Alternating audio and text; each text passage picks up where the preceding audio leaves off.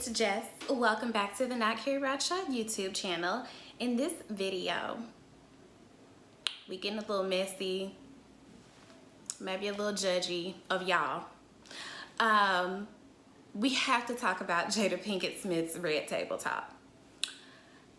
A little backstory. Jada Pinkett Smith has a very special place in my heart. As a 32-year-old black woman, I watched so much TV and movies when I was growing up that I think my personality is a culmination of female characters that I saw and loved. And Jada Pinkett Smith in Low Down Dirty Shame was someone who I just fell in love with. I loved Peaches. I still love Peaches. I still think she's bad bitch of the 90s.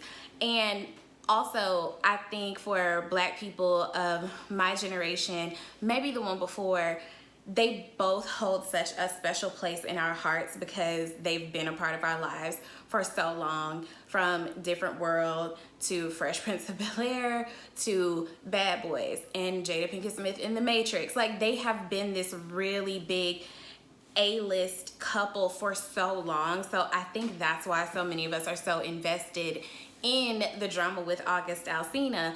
So let's just jump right in. First of all, I deeply applaud them for their radical honesty, not only with us, but with each other. And some of the comments that I'm seeing are people saying like, oh, she's disrespectful to her husband. How do you say something like that to your husband? And I'm gonna say this as gentle as I know how. When you are used to being lied to and manipulated, honesty can look violent. But if you never tell a person that you don't feel fulfilled or that you're not happy or that you are lacking in some way, they have no way of knowing what they can do to improve. And I think some of us, especially as women, are socialized not to express discomfort in relationships because you're taught to just kind of go along to get along. And I applaud Jada for not doing that. I also applaud Jada for highlighting the fact that can't nobody give her permission or sign off on her doing anything with her body except for her. I deeply appreciated that because August Alsina in his interview with Angela Yee gave this narrative that Will gave his blessing, and Jada was like, can't nobody give their blessing on what I do over here but me. And I appreciate that. Just because you're a married woman doesn't mean that that man has ownership over you. And I think that we get commitment confused with ownership. You're still a person.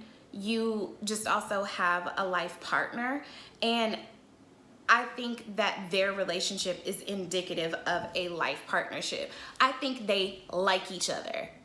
And I'm a person who I need you to like me more than you love me, because there are people who I love who I will never speak to again out of love. Like, liking somebody makes you want to be there, makes you want to work out rough patches. And speaking to radical honesty, I think that when you get to a rough patch in relationships of all kinds, the only way to move forward is by being radically honest. And, you know, full disclosure, I have not been in a significant romantic relationship in a really long time, but I have had a lot of similar conflict with friends who I have had most of my life. My best friend is the closest thing in the world that I have to a sister. And we were basically raised together. We were raised like a village. It was 3 of us, and we were raised like a village. Our parents really partnered to make sure that we had everything that we needed, to make sure we were picked up from extracurricular activities. Everybody always came to my mama's house to eat.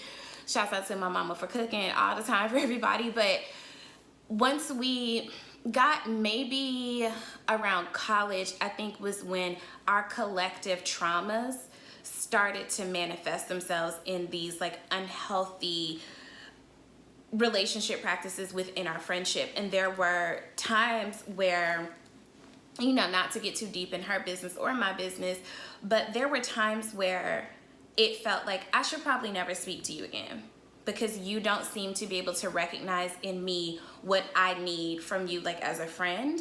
And I can't seem to see you either right now. So we're either gonna just not talk to each other anymore and that be it, and it's no beef and I love you from afar, or we're gonna have a serious conversation about the way you make me feel. And it was really hard for me to say to someone who I know loves me and cares for me and has my best interest at heart, it was really hard for me to tell her, you have said and done some things that were deeply painful to me. And I know that it was not your intention, but I feel like I may never need to speak to you again because of that. And it was a rough conversation because she, you know, on the flip side was like, well, this is why, this is where this comes from. So to that point, I love Jada's emotional maturity. I love that she was able to identify the specific need that relationship fulfilled for her. I also really like that Will pressed her on calling it a relationship, not an entanglement. I'm sorry, but I'm obsessed with entanglement. I might change my Twitter name to entanglement. I might put it on a t-shirt, stitch it on a pillow. I just like entanglement because it's like you really tried to dress it up, but Will was like, call it what it was. Like they say in church, make it plain, pastor, make it plain. I don't know, it was something about like their banter was really, it made me feel good, even though they were talking about some really rough things and calling each other to task in some really rough ways. I love seeing their banter and that these are two people who have liked each other off and on, but who have liked each other for like 25 years and counting, and that they can come together to say, I was almost done with you. I was about to, you know, peace out. That made me happy because I see a lot of people who are in unhappy and unhealthy relationships where they aren't talking, where they aren't having that kind of conversation because there's no real intimacy there. And what I think Will and Jada have is an extreme amount of emotional intimacy. I like when she said that her relationship with August made her realize that she was still working out her childhood trauma of needing to fix people and having this sense of codependency. I think a lot of times we get in relationships and we take the heartbreak very literally. We take it to mean this person hurt me and they wanted to hurt me and I'll never be loved again. And you know, or maybe that's just me, I'm a dramatic bitch, I don't know. But I think that some relationships, especially the ones that don't work out, the ones that do cause you like really traumatic pain, I think those people are intended to be mirrors for us, to show us things in ourselves that we can improve upon. And I recently use that loosely, chair, a situation with a guy where when I got to the root of what was really causing me the most heartache, it really didn't have a whole lot to do with him. It really wasn't about him. 9 times out of 10, the things that are hurting you the most or causing you the most conflict are coming from within you, within your own trauma. So I was really happy to see her work, to hear her talk about how she worked that out, how she worked that pain out, because I think a lot of times we just move on from relationships and go to the next one, not really walking away with anything, when what you could be walking away with is a lesson about yourself. And it does suck to be the person who is like the collateral damage. It does suck to feel like, well, damn, why did you have to work this out through me? You know? And for August, on his part, he can, if he has, you know, the mode of introspection that one has at his age, maybe he can look at himself and find out what it was within him that drew him to a person like her. There's always something in us that draws us to people. I do want to acknowledge the age difference, because if the roles were reversed and this was Will and he had dated one of Jaden's female friends with such a huge age gap, we would be a lot more outraged, 100%, because of the way that we've been socialized. And listening to Jada talk, it doesn't seem like there was a manipulation there in terms of like her, like that there was a power dynamic so much as it's just that she's a much more experienced person who used this person to make her feel good, and she owned that. And I think that happens a lot of times when you are the rebound or the side chick. Even if you're the temporary side chick, it's this person needed something from you because they felt like they were lacking something in their relationship and in themselves, and they used you for that. And that can be really hard to come to terms with because it's kind of dehumanizing. Like, damn, y'all really about to just be together, and I guess I just gotta like pick up the pieces now, you know? So I do feel for him in that regard, and I don't want to look at Jada as being like some sort of like sexual predator. I think everything that she said was her speaking her truth as she knows it to be. She just wanted to feel good. What I do have questions about in terms of the timeline, Jada did something that Will was about to be done with her prior to August. What was that? And also, what did Will do to get Jada back? Because she was like, I think you already got me back. And he was like, I don't know. And I'm gonna be real, Will looked like he was about to cry a lot of times. And I don't know if it's him, you know, suffering from COVID quarantine like the rest of us, but I was just like, is he about to cry? Is he like actually okay? Like, have they actually moved on from this? Are they going through some new shit? Because Will did not look 100% okay, but I think that Will was serious when he said he's gonna get her back. But I will probably never know, and it's none of our business. Actually, none of this is our business, but it's out there and they, you know, chose to discuss it, so here we are. But, Chad, what happened? What? I want to know. I was like, wait, it got really cringe at that point. But I think we have to, some of the conversations that I'm seeing on Twitter, it's like they're like, he needs to leave her, and I don't know, we was all watching the same interview. I think these are just two people who actually like each other and who just want to stay together. And somebody even called their relationship a Stockholm Syndrome situation, and I'm like, about that, because they really had the opportunity. Both of them had, I know what Stockholm Syndrome is, obviously, but they had the opportunity to walk away and chose not to because they just want to be together. And if you talk to some married couples, you'll probably find that more people than you realize have gone through this situation where they thought they wanted to be elsewhere. They thought that they needed to find happiness apart from this person and realized, oh, I do want you in my life.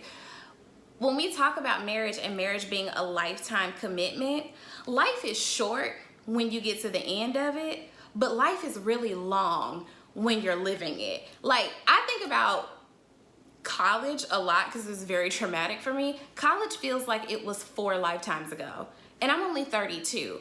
A lifetime is actually a really long time.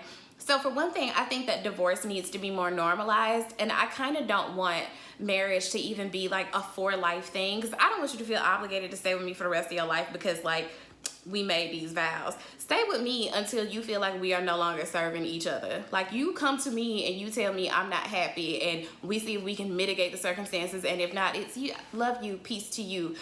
And I honestly think as long as, if people could just be more honest with each other, we could save each other so much more heartache. And what I mean by that is, I have dated one dude in my whole life who was radically honest with me. And when that relationship, you know, fell apart, whatever, he told me, I met someone here in Atlanta and you know, I feel like I want to be with her. And I was like, well, I ain't gonna fucking leave New York to be with you. Like, go for it. She can give you something that I will not.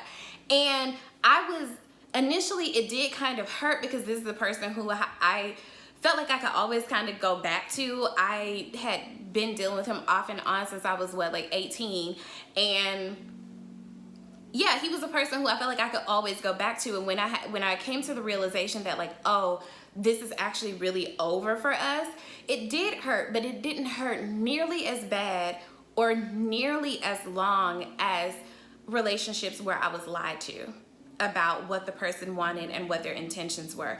It's much harder to come to a place of closure when you've been lied to than it is for a person to just tell you the truth. And I wish more men understood women's capacity to handle the truth. And then I'm speaking heteronormatively. I am a woman. I can only speak from my perspective and the perspective of the people who I'm closest with. And in that regard, there is a lot of dishonesty that comes from guys because I think either they don't think that we can handle the truth or that we gonna wild out if we hear the truth, or I think they themselves can't face the truth. I think it's hard for them to know and to be able to, some, obviously not all, to know and to be able to communicate what their feelings actually are. All of this takes a level of emotional maturity that I don't think a lot of people who are discussing this situation actually have. This is what communication looks like in a healthy relationship, where sometimes you're saying things that on the surface can seem really harsh and really like, damn, that's really how you feel. But I promise you that initial blow to your ego is nothing compared to however many years or months of heartache it will take for you to come to terms with how you have been lied to and manipulated. I've been in both situations. I would much rather you tell me you're not attractive to me anymore, you've gained too much weight, whatever your truth is, I can make my peace with that before I can make peace with the fact that you just are not even the person I thought you were. Just tell people the truth. Tell yourself the truth so that you can tell other people the truth, and also so that people can't spray you with your own tea. Shouts out to Funky Dineva. I think that they handled this really well. It wasn't long and drawn out. I'm actually really rooting for them. I never say that any couple is goals. I think the closest couple that I could say would be goals is Tamia and Grant Hill, because we don't know none of their business. That's a goal. Every now and again, they step out on the red carpet. They be cute, and then they go home. Tamia give us a song every now and again. Grant Hill still fine, keep getting fine. Tamia fine. You know, that's a goal. I don't know their business, and I like it, and they seem happy. But not that they are goals, but I will say that this is a great example of what healthy communication looks like. I'm happy that they were able to move past it. I'm happy that they did not vilify August Alsina. I feel like Jada really honored what they had in as much as she could. I hope that August finds peace because he has been through an awful lot. So I do hope that he finds some semblance of peace coming to terms with all of this now that it's been like so publicly broadcast. And yeah, I applaud Will and Jada for effective communication and just for an actual lifetime commitment. It's hard for me to accept that, oh, it's just gonna be so hard. I kind of hate that that's a narrative that we bought into, but the truth of the matter is life is long and sometimes things change and you may or may not arrive at a place where you need to reevaluate things, and that's okay. That needs to be more normalized, and I think this was normalizing or putting in a public forum something that's actually incredibly common in marriages. So thank you guys for tuning in. Those are my thoughts. Drop down in the comments, let me know what yours are, and like, comment, subscribe, send me money via Patreon, and you guys take care. Bye.